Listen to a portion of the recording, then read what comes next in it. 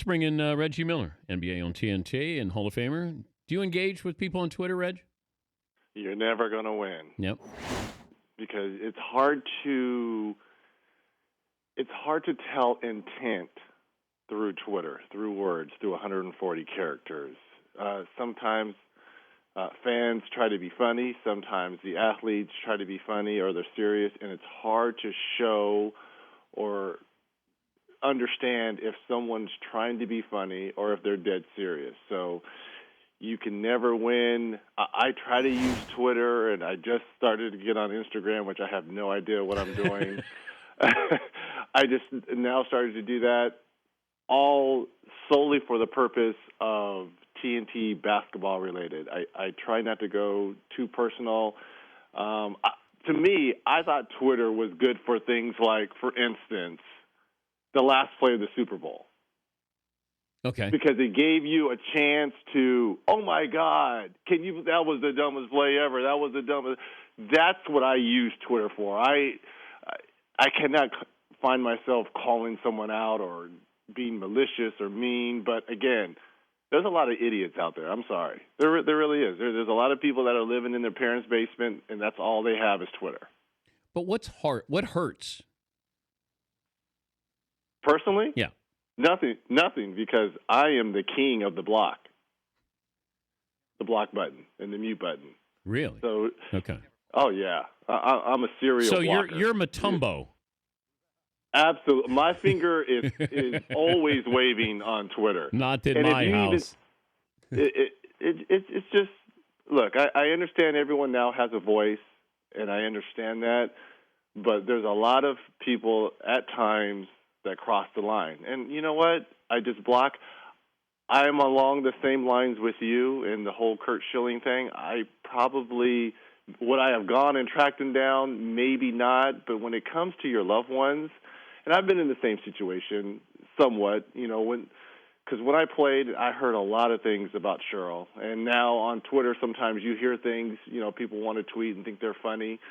And you want to react. You do. But you take a moment. And again, I'll say this. It's some guy in this is how I rationalize it. It's some guy in some basement that has nothing to do, that's bored with his life, that has nothing going on. And I take a breath, and I step back. But there's been a lot of times that people have said things about family members. And, yeah, I want to go out there and track them down. But, look, I block and I move on. Now, the Curt Schilling thing, some of the things that were said, that's criminal. Yeah. I understand that. That's criminal. Talking to Reggie Miller, NBA on TNT, Hall of Fame analyst. James Harden gets a game. Do you think he should have been suspended for the kick with LeBron James? I do not. And this is what I have a problem with. If the three officials, because now you can go to the monitor. There's use of replay. Yeah. So if the officials didn't throw him out during the game, how can the dean of discipline, Rod Thorne, come back retroactive a day later, 2 days later, and said, oh, by the way, you're suspended? Throw him out during the game, and then I can understand him being suspended for it. But if you don't have enough backbone to throw someone out during the game because he's a star going against another star, then don't suspend him for a game a day later. All right, we have use of replay.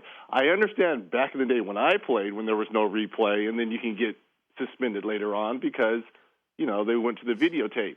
But if you're looking at this during the game and you don't have enough to throw them out, you can't suspend them. That's what I have a problem with. Do you think that the fact that LeBron James had anything to do with this? Look, I've been in that same situation that James Harden is.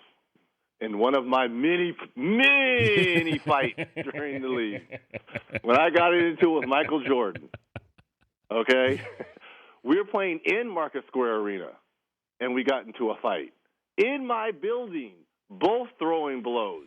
The three officials huddle up. They throw me out. This is in Market Square. I can understand in Chicago. They throw me out of the game. He's the one that actually connected. He gets to stay, scores 40, and we lose. Now, the dean of discipline later went back and looked at the film and understood it was his bad. He got a 3-game suspension, and I got a 1-game suspension. So, yeah, I understand. I feel you, James, but, when you're going against the best player on the planet, there's different rules. Okay, so Jordan got 40? 40, like 42. Okay. Well, had you been in, he might have gotten 52. So it's probably a good No, thing. No. Hey, now I wasn't saying I was a Jordan stopper, but what I was saying was this. Jordan, throughout his career, averaged like 33 points a game. Versus me, he only averaged 31 points. So technically, you shut him down.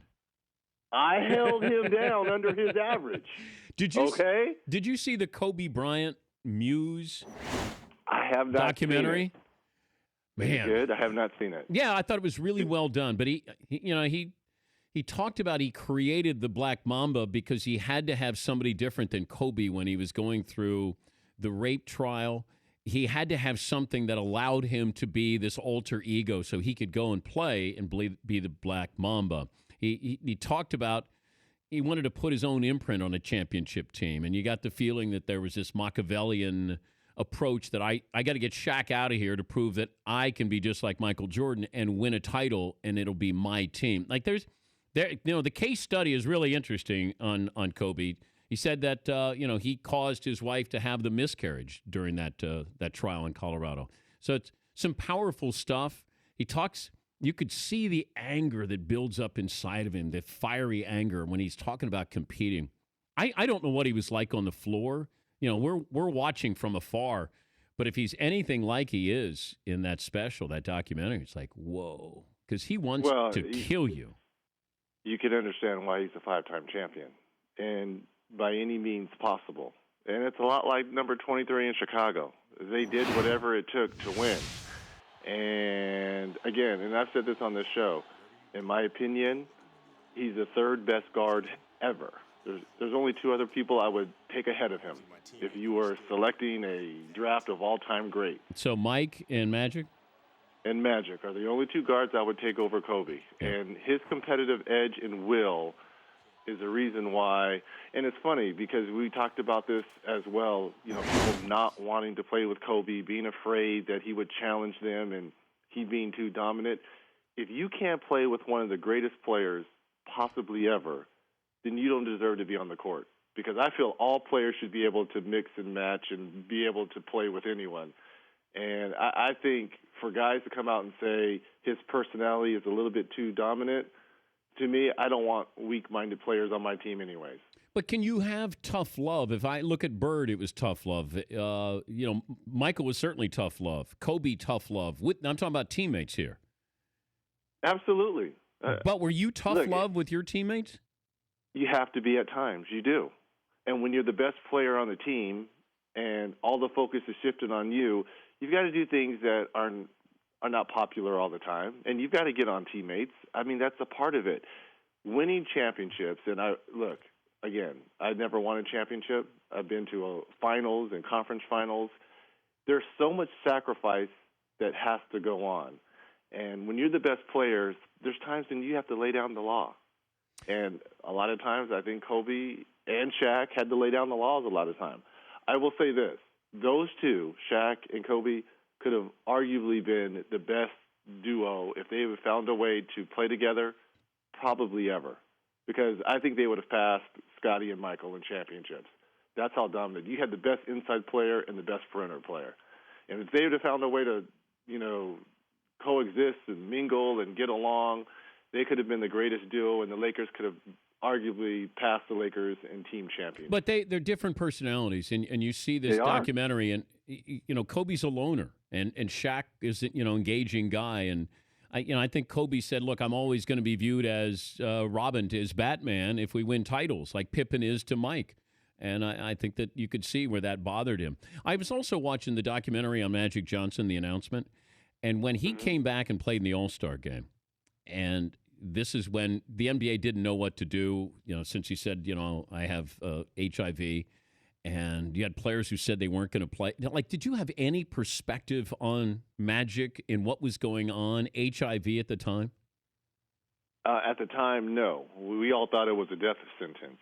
And personally, from my standpoint, I will always consider Magic another father figure for me because he helped raise me at UCLA. So it didn't matter from my standpoint. He was a guy that I looked at like, a small school kid, and here comes God walking onto the basketball court.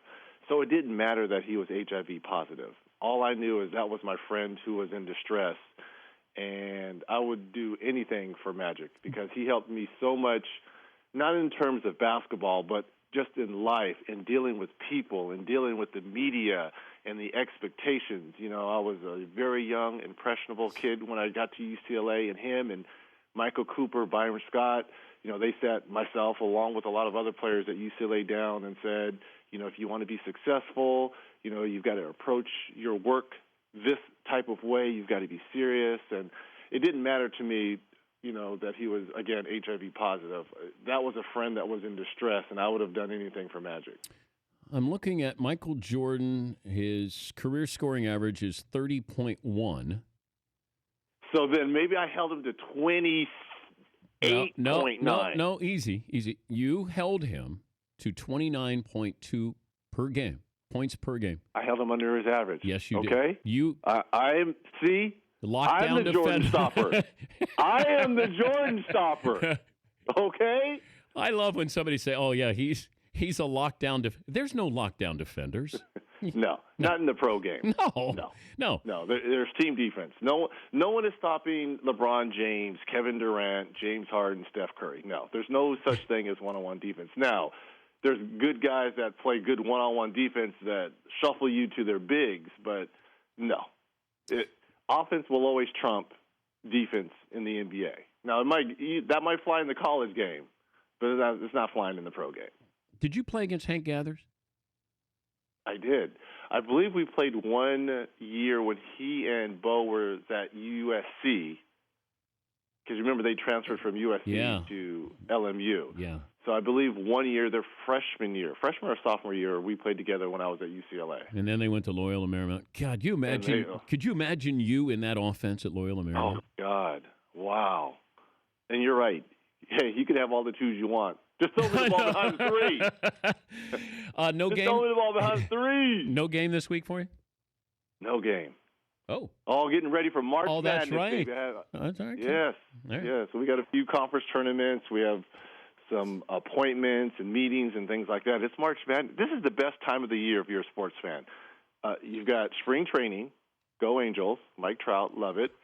You've got right after the All-Star break when the pros are really focused in, you've got 20 to 25 games left. They see the light at the end of the tunnel. Unless you're Denver. March Madness. Unless you're 1, 2, 3, 6 weeks. Well, unless you're the Lakers, Philly, Denver, Utah. Yeah. I mean. Sad. All right. Sad. Safe travels, and we'll talk to you next week. Theodore and my Danettes.